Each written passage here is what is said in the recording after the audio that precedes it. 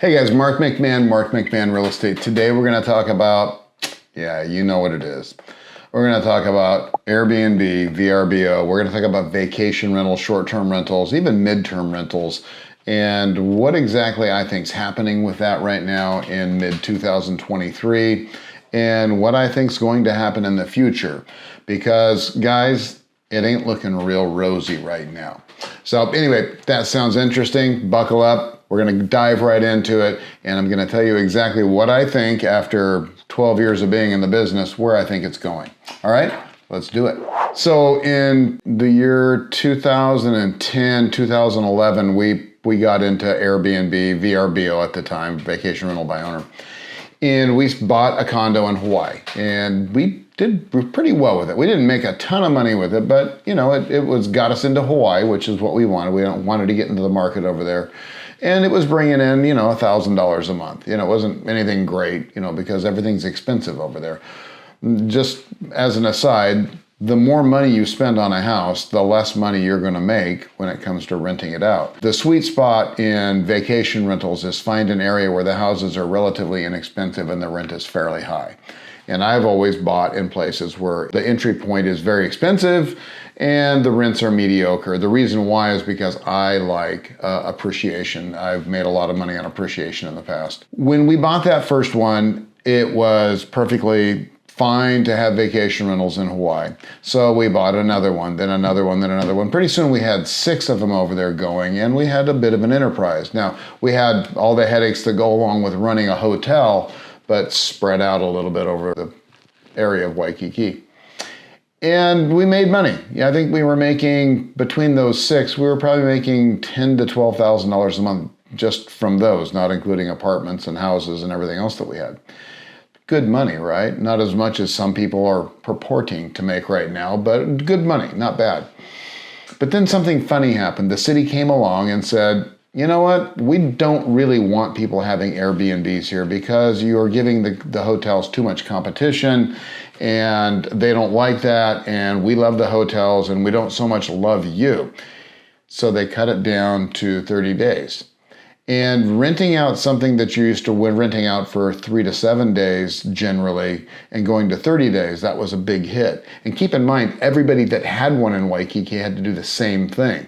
So massive competition for those longer rentals. So what happened? People started selling those rentals, and of course the market glutted out and everybody had to start dropping prices. The people that didn't sell decided to do long-term rentals, also glutting the market with rentals and overloading the market with rentals, and prices for rentals dropped also. Still hasn't recovered to this day, and that was probably 3 to 4 years ago when that happened.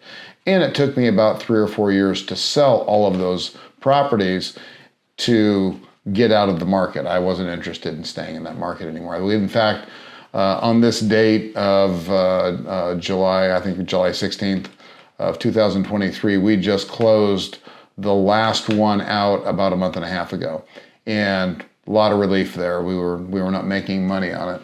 So we're out of that. We ended up selling everything at a profit, you know, I mean, compared to what we paid for it, but everything was down substantially from the highs that they were at, you know, 3 or 4 years ago.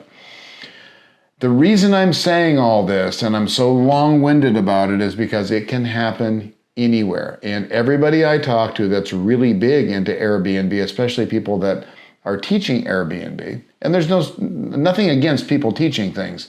Airbnb was a pretty darn good thing to invest in before everybody started investing in it, right?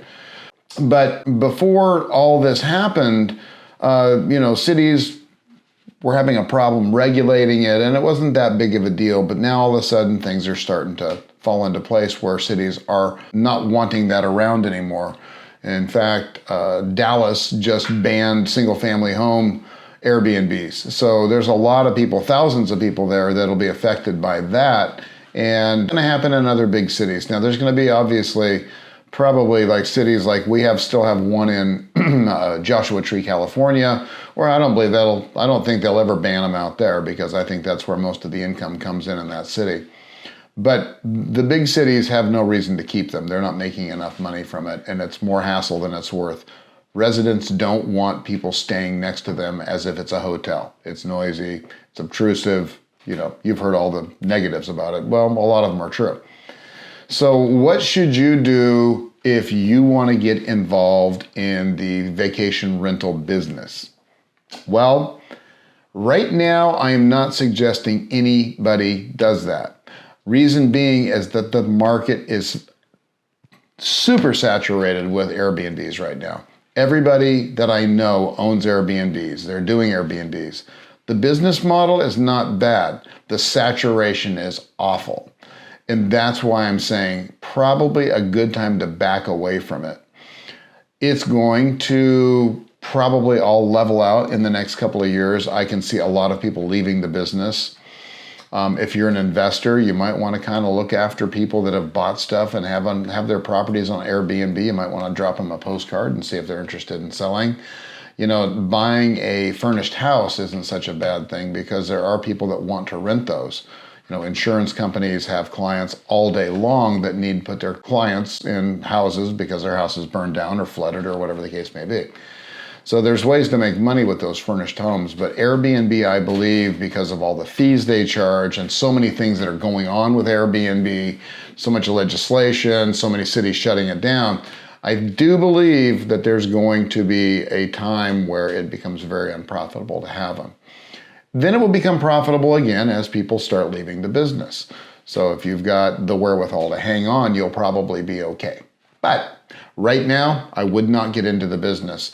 And that brings up arbitrage. There's another way to do Airbnbs, and that's called arbitrage. That's where you actually go rent a property, furnish it, and then rent it out short term. It's an interesting business model, and I've seen it work. But the problem is there's so many people teaching it that it's another saturated market. I mean, every Airbnb that comes onto the market saturates it even more. But now we've lowered the bar for entry. The level has dropped way, way down. Now all you've got to do is first and last, throw some furniture in. So for 30 grand, you're set, you're in business.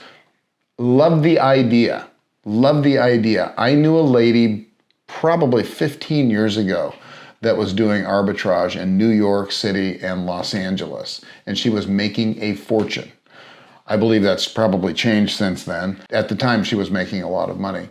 There's probably still money to be made in arbitrage, but I do believe that it's saturated, and there's a lot of gurus out there selling expensive courses on how to do arbitrage. And I do believe that it's probably not a very good investment at this point to either invest in those courses or invest in arbitrage itself, because those can also be shut down at a moment's notice. You do not control the property, the landlord does, and they can shut you down.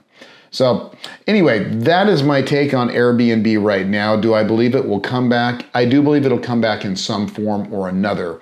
A couple of things have to happen though. Cities have to put in regulations to control the growth, number one. Number two, Airbnb needs to get their stuff together so that they are charging less fees. It used to be a fairly low fee in the beginning. The taxes and fees were fairly low. Now the city's tacking on fees and taxes, and there's just so much that goes into it. It's way easier to get a hotel room in most cases. Now, the places that doesn't work in are areas that don't have hotel rooms. Joshua Tree doesn't have a lot of hotels. And you've got Smoky Mountains, not a lot of hotels.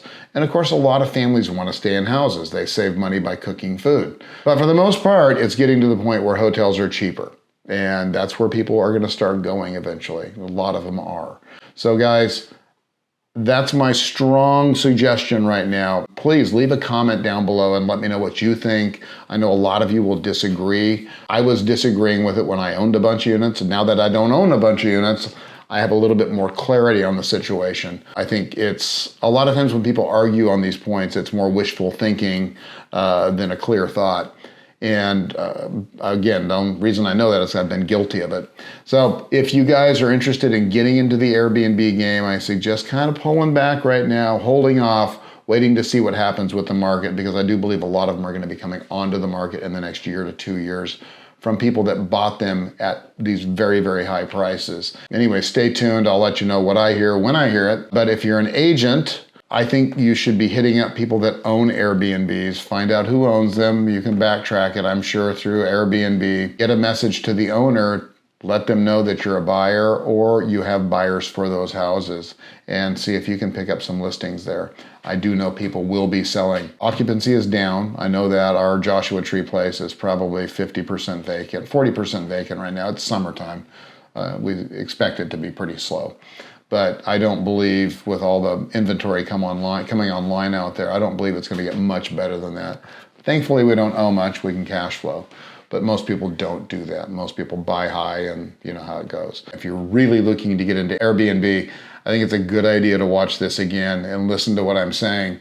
Been down the road before. I've owned a bunch of them, and I've kind of been through all the crap that you can go through with Airbnbs. So if you guys have a comment or a question, please leave it down below. If you're interested as an agent in learning how to 3x your income, guys, I got a free guide on how to do it, how to get your first 5 new clients that will actually 3x your income. The link is down below, guys. Go click on it. You will not regret it. Thanks a bunch for being here. If you liked the video, hit the like button, subscribe to the channel, sign up for notifications so that you'll see every single time we drop a video, and I will see you next time.